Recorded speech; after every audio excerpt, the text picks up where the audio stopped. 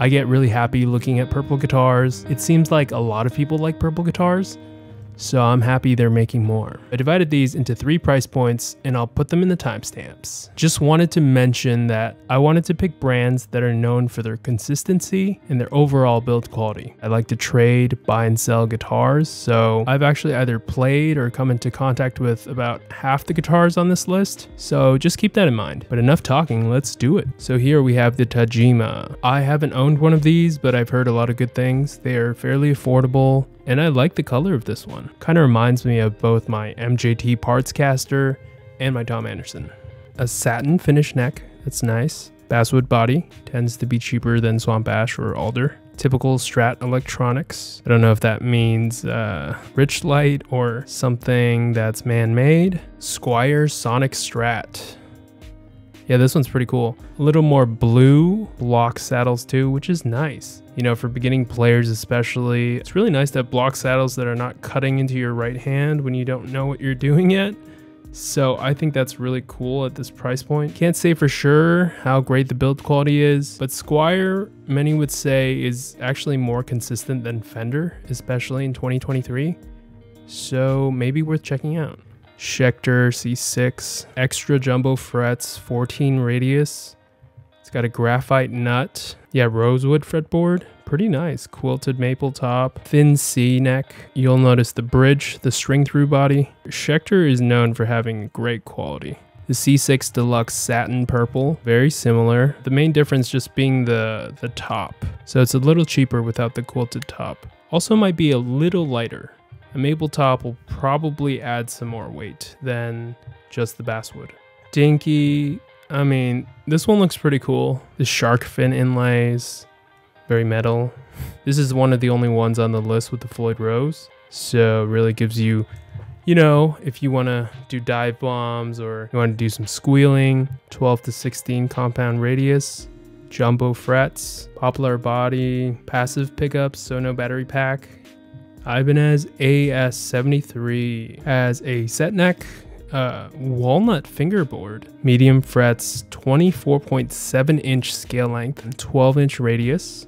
Very nice, modern playability. Nut is plastic, 2 volume, 2 tone, ceramic humbuckers. Yeah, it looks pretty nice. You know, Ibanez is known for making some pretty good semi-hollows. GRX70QA. Rolls off the tongue, right? This has the humbucker, single humbucker, HSH with a 5-way switch. I personally dig that a lot. Poplar body, Jatoba fretboard, pretty standard on the cheaper guitars. Medium frets, 12 inch radius. At this price point, having a top like that, that's pretty cool.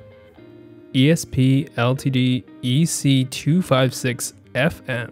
FM for Flame Maple. The cool thing is I see 3 of these right now in stock at Sweetwater. One of them is 7 pounds, almost on the dot. One of them is 7.5 and the other one is 8 pounds. Seems like they could be a little lighter than your typical Gibsons or Epiphones. Pretty cool. Look at that nice top.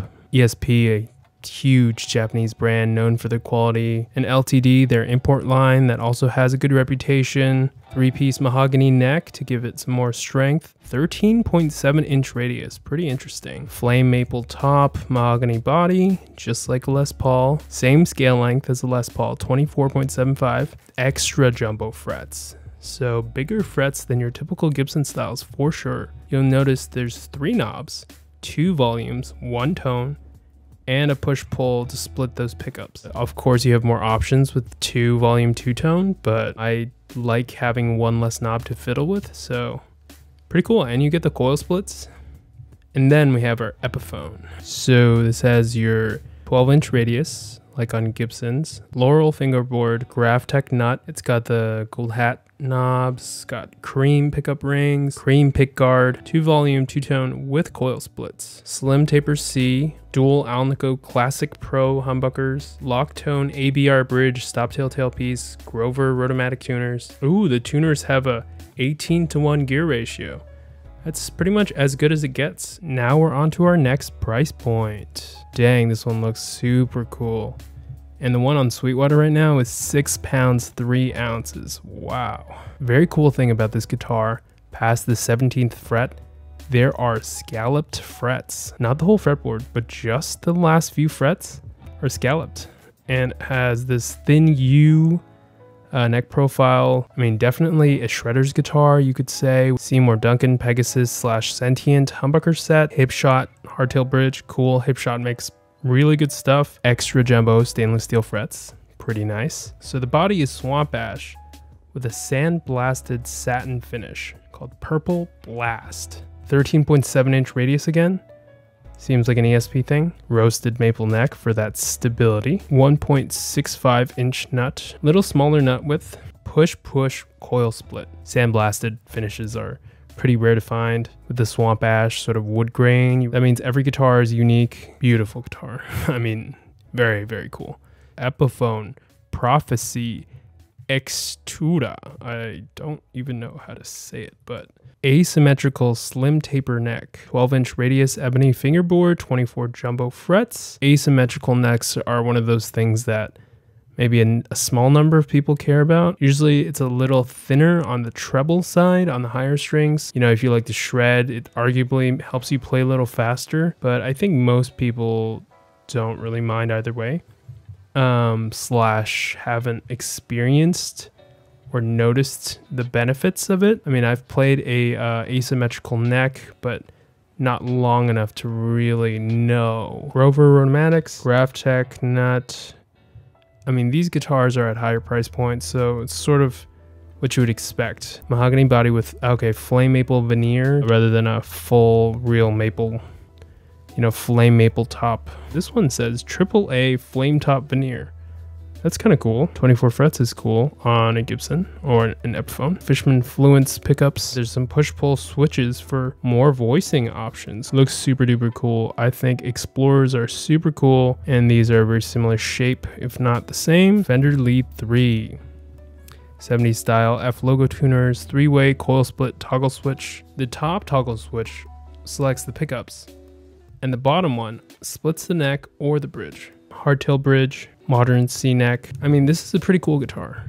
Yeah, and it's one of the cheaper ones in this category. Ooh, so Paul Gilbert Fireman, 5-way pickup selector, ebony fretboard, Okume body, similar to mahogany, some would say. 12-inch radius, 22 frets, 24.75-inch scale length, string spacing, similar, same as Fenders and PRS Gibson's 10.5 millimeters. Graphtec nut, Paul Gilbert humbuckers, all 3 mini humbuckers, like this one.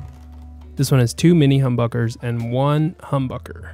Okay, this Gretsch is pretty beautiful, I have to say. A lot of these semi-hollow bodies, you know, they don't come in purple, so all the ones on Sweetwater are about 7 pounds or less than 7.3 pounds. It's got the Bigsby black top Tron humbucking pickups. I mean, they look like the Filtertron pickups. I love how those sound huge usually. That gold hardware is nice. 12-inch radius Laurel fingerboard, 24.75-inch scale length, spruce center block, maple top, back and sides, thumbnail fingerboard inlays. Oh yeah, the Gretsch thing. Actually, that's kind of cool if you play, you know, thumb over with your left hand. It's cool that those inlays are called fingernail inlays. Hendrix ultraviolet Strat. I mean, I'm not gonna go in depth with this one. I also want to make sure I don't get anything wrong. And Hendrix, you know, was a very particular kind of player. His left-handedness, playing a right-handed guitar with the reversed headstocks and the strings, you know.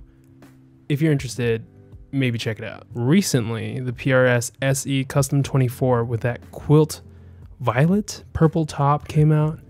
I mean, it looks pretty cool.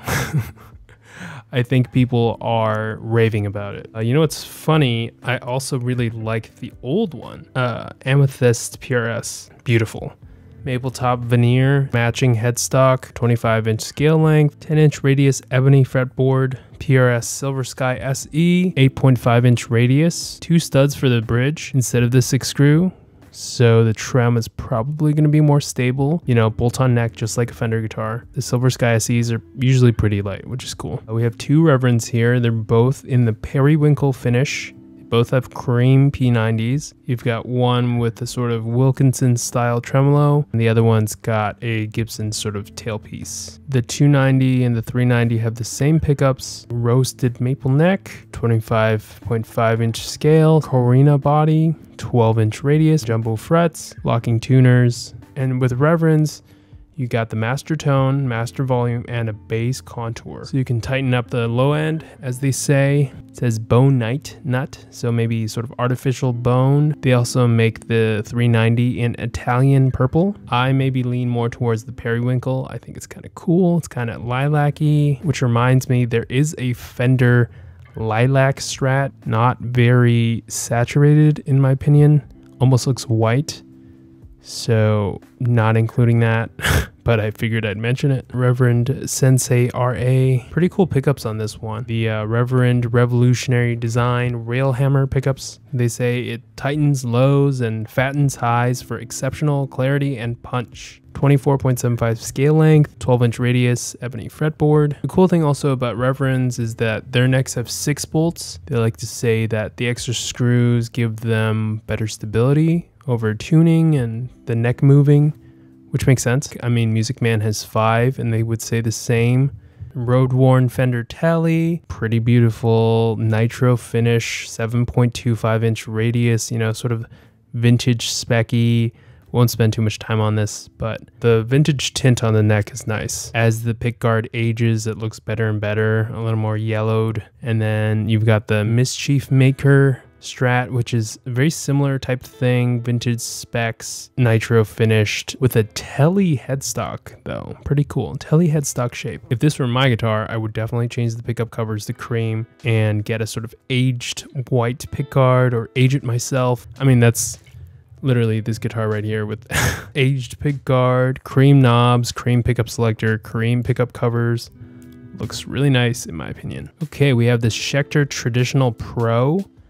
Beautiful looking quilt top. Wow. Roasted maple neck with carbon fiber reinforcement rods. Kiesel Guitars uses carbon fiber truss rods. Don't know if that's what they're talking about. Thin C neck, ebony fingerboard, 22 jumbo frets, 14-inch radius, Graphtec nut, USA pickups. I'll include this one. I think it looks pretty metal. I don't really play Floyd Roses, but yeah, just wicked looking. The black stripes down the middle, purple pickup covers, extra jumbo frets, set neck, active pickups, EMG 60, EMG 81, 25.5-inch scale length with a mahogany body, pretty interesting. 3-piece maple for a stabler neck, ebony fretboard, reverse Roman numeral, pearloid offset inlays, and the back of the neck is purple. Pretty sick. Then there's this really cool looking Schecter MV6. So extra jumbo frets, 14-inch radius, just like the Banshee, basswood body, bolt on. I love the circle inlays. Kind of reminds me of the Nick Johnston. What is cool is that the MV6 is like the Nick Johnston. It has this truss rod adjustment right here.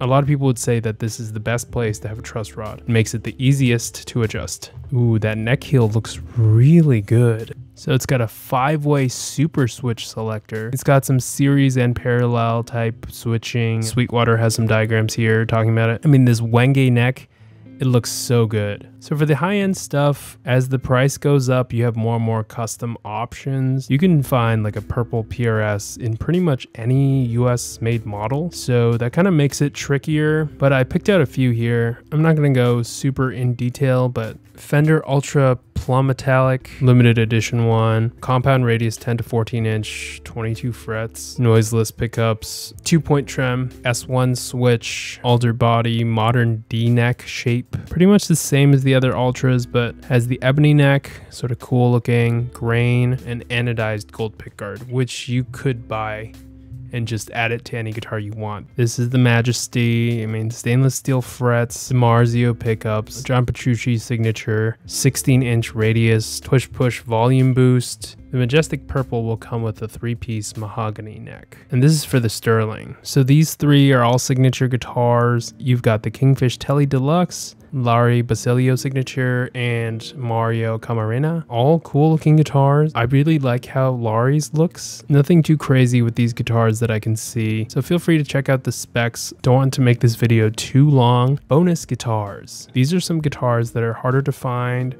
or just not as consistent. Like this first one that I'll talk about, which is ERT. Their guitars can be well made. The build quality is a little inconsistent. Sometimes, you know, there needs to be some work done on them that's not the easiest. I owned one of these GW2s. The pickups, in my opinion, and others are not the best, but the fretwork is really good. The frets are really smooth and they're stainless. Price point is very strong, so I just felt like I should mention them. Jeff Beck's Strat in purple, lace sensors, increasingly hard to find. You know, legend. I love how it looks. We have the SG Futura, purple SG. When do you see that? I mean, you have purple Les Pauls here and there, but this one was a model that I think is a little easier to track down and more specific. P90 in the neck and a humbucker in the bridge. Just a very interesting looking guitar made for Gibson's 120th anniversary in 2014. It's got the robot tuners, push-pull volume pots, 24 frets. Yeah, pretty interesting. Cool. I know you know other purple guitars that I don't know, so please, for my sake, and everyone else, leave them in the comments, and thanks for watching.